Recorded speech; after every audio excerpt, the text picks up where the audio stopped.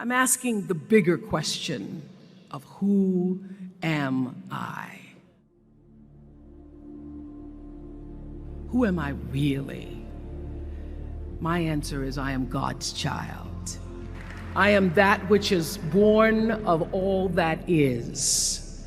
I am, as Pierre de Chardin said, a spiritual being having a human experience, come trailing the breath of the ancestors yet, but trailing the breath of the angels, and understanding that because I am connected to the source of all that is possible for me.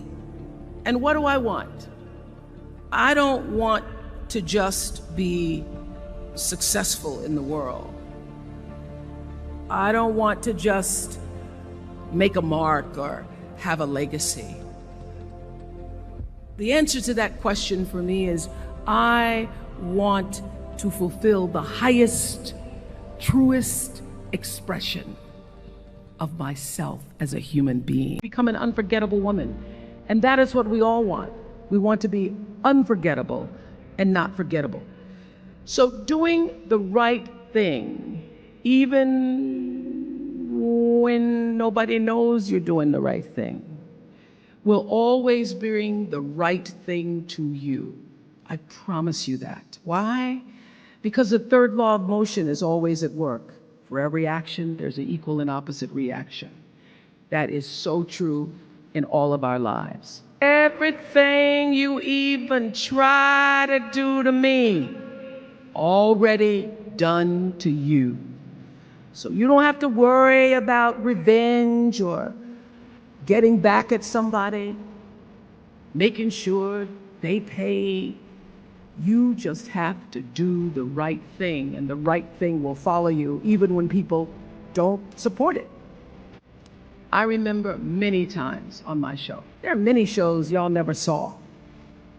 And the reason you didn't see them is because I got the last vote. The most important thing I have come to know in doing the right thing and making the right choices is understanding what we talked about yesterday.